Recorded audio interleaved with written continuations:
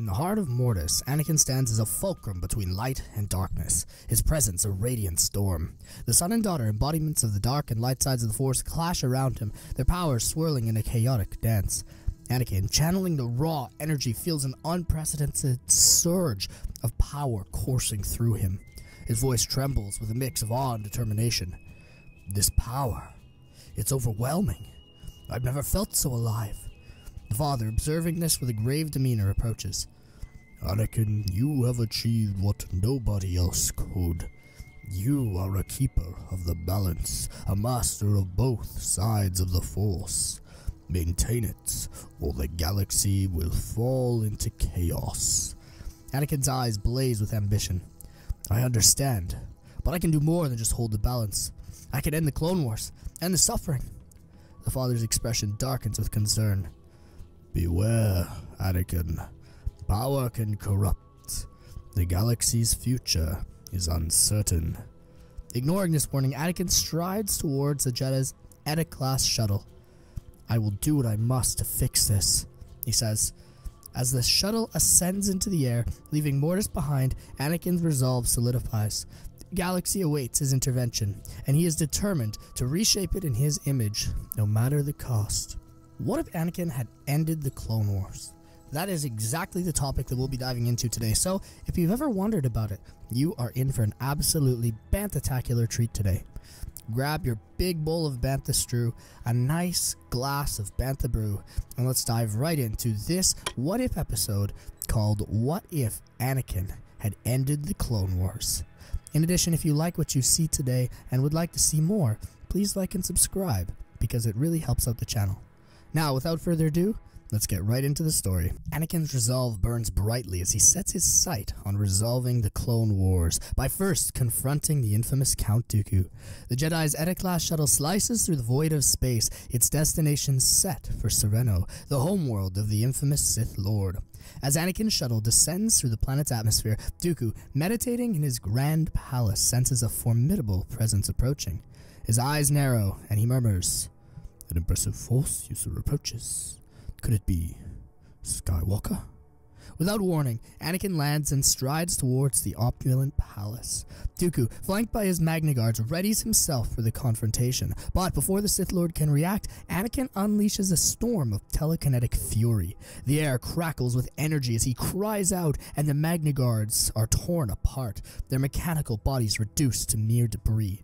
Dooku's own defenses crumble under the assault, leaving nothing behind but his distinctive cape and lightsaber.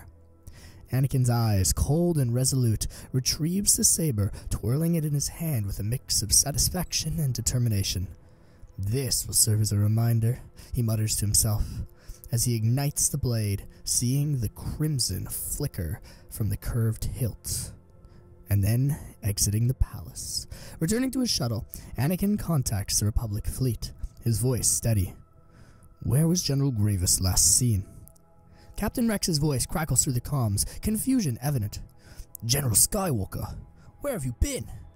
Anakin's patience wears thin. I've been on a journey, Rex. Now, where is Grievous? After a brief pause, Rex responds, Grievous was last reported on Felucia, sir. With a nod, Anakin sets his course for Felucia, but as he approaches the lush, hostile world, Separatist forces launch a barrage on his shuttle, targeting him. Anakin ejects just in time as the shuttle erupts in flames behind him, and his escape pod goes towards the surface of the planet. He lands with a practiced roll, instantly rising to his feet upon escaping the shuttle, his gaze fixed on a nearby droid outpost. As Anakin advances, a menacing Acklay emerges from the underbrush, its massive claws snapping menacingly. The beast lunges at Anakin, but he calmly raises his hand, using the Force to immobilize it.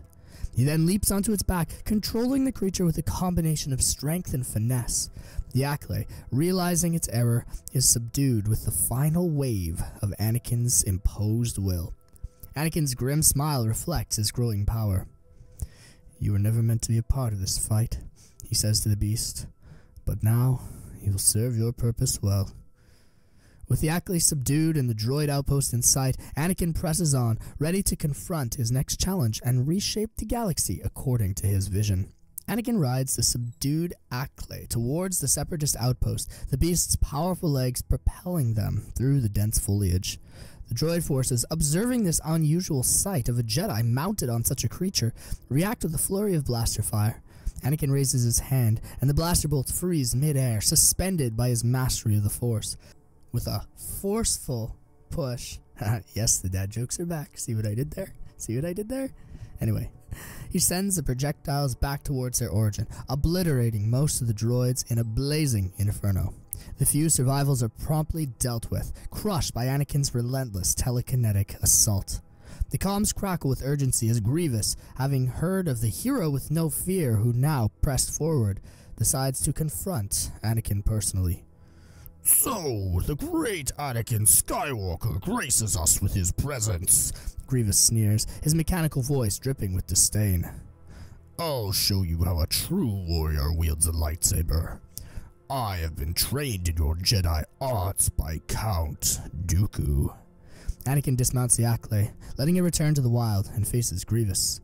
The General's eyes gleam with malice as he assesses Anakin. You are younger than I expected. Anakin's lips curl into a smirk. And you're shorter than I expected, General Grievous. Without further ado, Grievous ignites his 4 lightsabers, their blades humming menacingly. Are you afraid, Skywalker? Is that why you haven't drawn your weapon? Anakin's smirk widens as he raises a single hand. I wouldn't be too sure of that, General. In an instant, Grievous's confidence crumbles. Anakin's fist clenches, and the General is pulverized into a cloud of dust, his lightsabers clattering to the ground in a final, futile gesture. The Jedi's power is undeniable and devastating. His extra time on Mortis had truly given him the upper hand against all of his Separatist foes, and now Anakin Skywalker could truly bring balance to the Force and return the galaxy to a state of peace. With Grievous defeated and the droid forces in disarray, Anakin turns his attention to the remaining Separatist resources. He efficiently dismantles the droid army, ensuring that no threat remains, going to many of the different outposts on the planet and wreaking havoc. Satisfied, he boards Grievous's starfighter, leaving the wreckage of the outpost behind. As the starfighter ascends, Anakin's gaze is fixed on the stars, his mind already racing with plans for the galaxy's future. The path to peace, he believes, is through unyielding power and resolve. Anakin Skywalker's journey leads him to the citadel of Nute Gunray on Cato Neimoidia. The demise of the military leaders of the Confederacy has left a power vacuum that Anakin is determined to fill by eliminating the Viceroy responsible for countless assassination attempts on his life and on Padmé's. As Anakin's ship descends into the Citadel's landing bay, a squad of super battle droids approaches, their blasters aimed with cold precision. With a mere thought, Anakin's will manifests, crushing the droids under an invisible force, their twisted remains scattered across the bay. He advances with purpose, a smile on his face, his steps echoing through the grand halls of this palace. The arrival of destroyer droids brings no reprieve for the Separatist leader. Their shields flare to life as they open fire, but Anakin's patience wears thin. With a sweeping motion of his hand, the droids are obliterated, their components flying in all directions. Reaching Gunray's office, Anakin steps through the doors to find the Neimoidian cowering in the corner, his eyes wide with terror. The sight brings some sort of grim satisfaction to the young Skywalker. He lifts Gunray in the air with a force grip, the Neimoidian gasping as he is held aloft. Please, Gunray wheezes, his desperation evident. I'll tell you everything. Military secrets, plans, anything if you spare me. Anakin's face remains impassive. Who's the Sith Lord behind all of this? I know that there's one. I've seen visions. I've heard the Council talking. Now tell me, and maybe I'll let you go. Gunray's fear is palpable as he scrambles to comply. I'll show you. Just don't. With trembling hands, Gunray activates a hologram, revealing a figure cloaked in shadows. Sidious appears, his expression a mix of irritation and intrigue. Gunray, what is this disturbance? Why are you contacting me on your private line? The Sith Lord's eyes widen as they fall upon Anakin, but he's concealed by the cloak. Shock etches both their faces, a moment suspended in disbelief. Sidious knows that he cannot do anything through the hologram to Anakin, so he scrambles to try and turn off the feed, concealing his identity, but Skywalker is too quick. With his new powers, he can sense exactly where Sidious is in that moment and knows what he must do. In that instant, he grasps out with his hand and crushes it into a fist, watching as Sidious crumbles to the ground, his neck snapping. Anakin looks at the remaining hologram with a grim determination as it flickers and dies. Anakin turns his attention back to Gunray, his expression devoid of mercy. With a swift, decisive motion, he crushes the Viceroy into dust with his saber, the once feared figure reduced to nothing. With his mission complete, Anakin exits the Citadel, leaving the ashes of his enemies behind. The galaxy's power dynamics are shifting, and Anakin's path to domination is becoming clear. With the deaths of Dooku, Grievous, and Darth Sidious, Anakin Skywalker returns to the broader galaxy to bring an end to the war that has plagued it for so long. His presence is like a storm sweeping across the stars, and the aftermath of his fury is felt as he systematically obliterates remaining Separatist strongholds with the secrets that Gunray had given him. Entire planets that once harbored remnants of the Separatist cause are now nothing but scorched remains, their leaders within the Separatist parliament meeting a grim fate. The galaxy watches in awe and fear as the Republic's forces, under Anakin's overwhelming command, who has now returned to the galaxy at large, crush the remnants of the Separatist army. The few leaders who remain, knowing the futility of resistance, surrender to the Republic, their pleas for mercy ringing hollow against the backdrop of near total destruction. In the wake of his decisive actions, Anakin is lauded as a hero, his feats celebrated across the Republic. The Senate, eager to cement the end of the war and show their gratitude, offers him the esteemed position of commander of the military. Anakin's rise is meteoric, and his new title is a testament to the unparalleled prowess and the fear that he instilled in the Republic's enemies. Yet, amid the accolades and newfound power, Anakin's relationship with Padmé Amidala begins to fracture. She's watched in growing dismay as the man that she loved transformed into a figure of immense power and destruction, who didn't command respect, but commanded fear. The tales of his campaigns reach her ears, the crushing of entire fleets, the terror wrought upon those who witnessed the devastation. The hero she once saw is now perceived as the destroyer of worlds. Padmé, her voice trembling with a mix of fear and sadness, approaches Anakin. Is this really necessary, Anakin? All this fear, this destruction, this killing, violence, the stories I've heard, the way you've crushed your enemies, the terror that you've spread. This is the peace that you've promised? Anakin's eyes, filled with a cold, resolute determination, meet hers. I have ended the Separatist threat. Peace, freedom, justice, and security have been restored to the Republic. My methods, though harsh, have achieved this. Soon, perhaps I will even be Chancellor, with the power vacuum, and with Sidious dead, who now, well, it's quite obvious that he was the Sith Lord behind all this. I saw the records at Gunray's palace. I saw the ones on Sereno from Dooku. I know that Chancellor Palpatine orchestrated this war, and now his supporters, well, they won't be in the Senate for very long. Perhaps I can even change the galaxy more, bring even more lasting peace and prosperity to this Republic as the Chancellor when Mos Amida's term runs out. Padmé's heart aches as the man she once admired turns this way. But at what cost, Anakin? You become a symbol of fear rather than hope. Is this the price of your vision for peace? Anakin's voice hardens. The cost was necessary to bring about the change that this galaxy needs. I've cleansed it of the greatest threats. Blinded by his power, Anakin embarks on an even more relentless crusade to rid the galaxy of crime and injustice. His proposal to the Senate to do so with the army and with the clones is met with vivacious applause. His campaign takes him to the Outer Rim, where he dismantles many of the criminal empires with ruthless efficiency. The Hutts, Black Sun, Pikes, and Zygerian slave empire fall before his might. Anakin is unyielding, his wrath a storm that leaves no room for mercy or negotiation. With every victory, Anakin's resolve hardens. The galaxy is becoming a safer place, but only through the complete annihilation of its criminal elements. His crusade is as much about proving his power as it is to achieving his vision of order. As the final remnants of organized crime are wiped out, Anakin turns his attention inward. The Senate's internal corruption remains a festering wound, and he resolves to address that next. However, as he prepares for the next phase of his campaign, an even more ancient and sinister presence begins to stir within the galaxy. Something that challenges even Anakin's formidable power and hints at a darkness beyond even his understanding. Anakin's return to Coruscant is marked by an uneasy period of triumph. The galaxy has been reshaped by his hand, yet the weight of his actions leave him with a sense of foreboding. It was not long before his unease is confirmed. A new threat emerges, one that he could not ignore.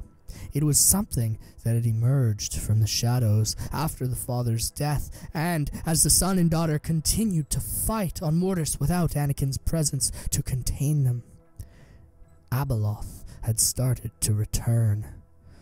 The bringer of chaos had escaped from the Maw because of this instability on Mortis, and is wreaking havoc across the galaxy, taking minds under her control and beginning to start something new. Every Force-sensitive being in the galaxy senses it, and many of the Jedi begin to see visions of the chaos that she would bring to the rest of the galaxy. Anakin's senses, honed by his recent experiences and the Force itself, recognized the dark ripple of Abeloth's presence. It was clear now why the father had wanted him to stay on Mortis, to protect the galaxy from such a catastrophic threat. His previous victories seemed insignificant in face with this new horror. Determined to confront the bringer of chaos, Anakin readies his personal starfighter and sets a course for Naboo, where Abeloth was reported to be corrupting the once beautiful world and bringing more minds under her control. The lush landscapes of planet now lay shrouded in darkness, the corruption of the ancient evil spreading like a malignant shadow. Anakin's starfighter lands with precision, and he steps onto the scarred surface of Naboo. The air is thick with a malevolent energy. He moves with purpose, his senses alert to the powerful disturbance in the Force. In the heart of the corruption, Abeloth awaits him, her presence exuding an aura of twisted grandeur. Her form is both mesmerizing and horrifying, an amalgamation of chaos and darkness. As Anakin approaches, Abeloth's eyes lock onto him, revealing a glimmer of ancient, primal intelligence. "Welcome, Anakin Skywalker." Abeloth's voice echoes, both seductive and threatening. "I've been waiting for you." Anakin simply looks back at her, his face shrouded in his own darkness. "I am not accepting," he says. Abeloth smiles, her twisted grin continuing to creep up her face. "Oh, but perhaps you might, once you hear what I have to say. I want to offer you a place in my family, to become the new father, and to rule alongside me. We can have the entire galaxy adoring us, Anakin, and you can shape the galaxy in your image." Anakin's gaze is unwavering. "You are a destroyer, Abeloth. You are unworthy of a family, or any semblance of your twisted vision of order. Your reign of chaos ends here." Abeloth's eyes flare with rage, her form shifting and swirling with dark energy. "You dare reject me, Skywalker? Do you not see the power that I offer you? Join me, and together we can reshape the galaxy. Perhaps you may never even lose your beloved Padmé." She reaches out to him, her anger and seductive nature palpable. Anakin is tempted, but he looks back at Abeloth and shakes his head. "I will never join you," he says. "Very well. Then I suppose we'll have to do this the fun way," she says, her face continuing to contort. In that moment, she brings about a powerful wave of dark energy upon the Chosen One, aiming to obliterate Anakin's soul and bring his body under her control. But he's ready, his own power rising to meet the onslaught. The clash of their energies is cataclysmic, a battle of raw power that shakes the very ground beneath them. Abeloth, driven by her desire to consume Anakin's essence and become the ultimate force in the galaxy, unleashes a torrent of chaotic fury. Anakin met her attack with equal ferocity, his determination absolutely unwavering. The fight was not just a clash of strength, but of will and purpose and vision for the galaxy, as Anakin fights to end the threat that had emerged from this cosmic void. In the face of Abeloth's relentless assault, Anakin's focus remains resolute. He knows that the galaxy's fate hangs in the balance, and he is determined to prevent the bringer of chaos from consuming it in darkness. As the battle continues to rage on, it is clear that this is a clash of titanic forces that shake Naboo to its core. The planet itself seems to tremble with every burst of energy exchanged between them. The skies light up in stormy gales, their raw powers a force of nature, equal and unyielding, neither side able to gain the upper hand. Days pass, with the struggle between them stretching into a relentless contest of endurance and will. Anakin, despite his immense strength, begins to feel the weight of fatigue. Abeloth, with her centuries of experience and mastery over her own dark powers, seems almost inexhaustible. She could sense the growing fatigue within Anakin, and her malevolent glimmer in her eyes seizes an opportunity. I will ask you once more, Anakin. I see that you're tired. Join me. I can bring an end to your fatigue forever. Abeloth offers again, her voice a seductive whisper laced with the promise of power that penetrates Anakin's being. Together, we can forge a new era of dominion. Refuse, and I will be sure to destroy everything you hold dear with your own body, making you watch a place trapped within your own soul. And I will begin by starting with your precious Padmé. Anakin's heart burns with both resolve and rage. You will not sway me, Abeloth. I fight for justice, and I will see to it that you are stopped. Abeloth's threats only fuel Anakin's determination, yet as the battle drags on, his strength begins to wane. His focus remains razor-sharp, but his physical endurance is tested against an opponent who had spent millennia perfecting her dark arts in the deepest chasms of the galaxy. The conflict reaches a critical juncture when the son and the daughter, having escaped Mortis, especially because of the lack of their father's presence on the planet, make their way for a dramatic reappearance. The son and the daughter, powerful entities in their own right, join the fray, their combat a might, a formidable counterbalance to Abeloth's chaos. Yet even the three of them struggle together, their efforts barely holding ground against Abeloth's superior power. Ah, look at this, my children once again united. How beautiful. Suddenly, the intense clash is interrupted as Abeloth, sensing the arrival of her new opponents, turns her wrath towards the celestial beings. With a sweep of her hand, she hurls the son and daughter away, sending them crashing into the planet's crust, or flung into the void of space. Their intervention had at least bought Anakin a precious moment to catch his breath, and had given him an opportunity to deal a strike against Abeloth. As Anakin regrouped, he senses the presence of people that he knows dearly, people who had been on Mortis with him but had left before he had decided to go. Obi-Wan and Ahsoka had come to the planet with urgency, ready to help Anakin in this fight. Anakin, Obi-Wan says, his face etched with concern, do you by chance have anything that you believe could deal a final strike to this celestial being? For a moment, Anakin is shocked. He doesn't have any idea what could kill Abeloth, but then he pats his old Jedi robes and realizes that he has another weapon on him. Something that the father had given him a long time ago before he had left the planet, and told him that it could be used to keep the son and the daughter in line. Anakin pulls out the dagger of Mortis, which glistens with a strange incandescence. Do you think this would work? Anakin says. Obi-Wan shrugs his shoulders. It's worth a shot. I don't see anything else that's going to work against Abeloth. Anakin looks at his master and nods. The dagger, an ancient and powerful relic, pulses with a dark energy of its own. Anakin feels a surge of renewed strength as he grips the weapon in his hand. With the son and the daughter momentarily incapacitated, Anakin prepares for the final assault on Abeloth. Abeloth, sensing the shift in Anakin's force energy, turns her attention back to Skywalker as she lunges towards him. But Anakin confronts back, lunging at her with the dagger. Her dark energy flares as she deflects the attack with one of her big tentacles, knocking Anakin to the ground. In a swift motion, she seizes the dagger from his grasp and, with a cruel grin, plunges it through his back. Anakin falls to the ground, pain searing through him. As his vision blurs, memories of his loved ones flood his mind. Padmé's radiant smile, Obi-Wan's steady presence, Ahsoka's fierce determination, and the gentle face of his mother, Shmi. Each image fuels his fading strength.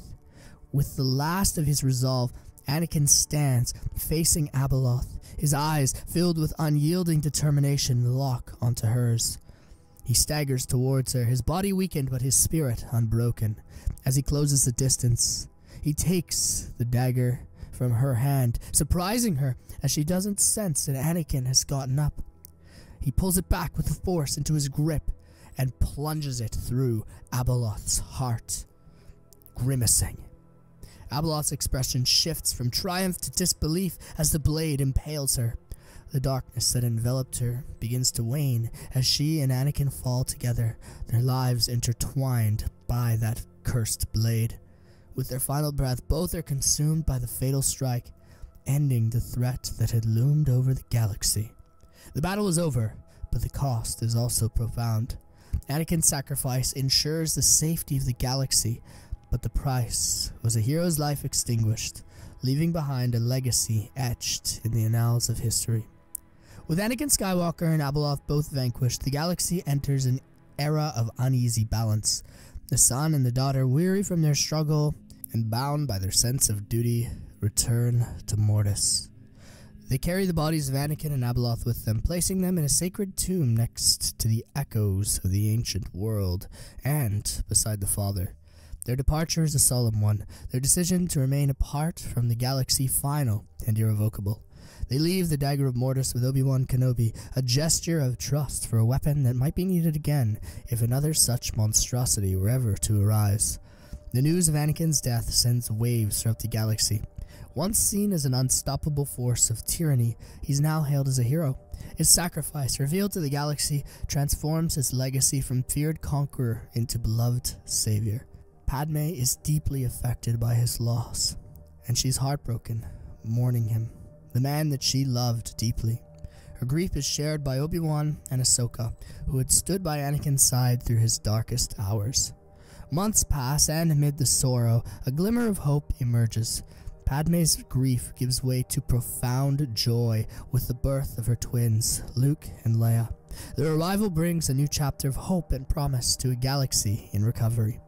Obi-Wan and Ahsoka, entrusted with the care and training of the Skywalker twins, begin their crucial task.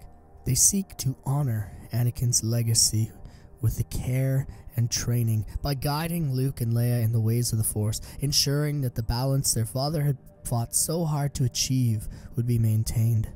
The Republic, though scarred, begins to rebuild.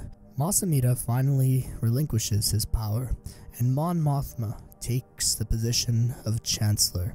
She provides a helping hand to worlds that were devastated by Abeloth's rampage, and she ensures that unity is preserved within the Republic. Everybody wants to achieve genuine and lasting peace behind her vision. The galaxy's focus shifts from war to collaboration as Anakin's dream of mutual assistance and harmony actually takes root. Generations later, Anakin Skywalker is remembered not as the embodiment of fear, despite his many conquests, but the harbinger of balance and peace. His name is remembered in history as the hero who united the galaxy, leaving behind a legacy of hope and unity that would endure for generations to come.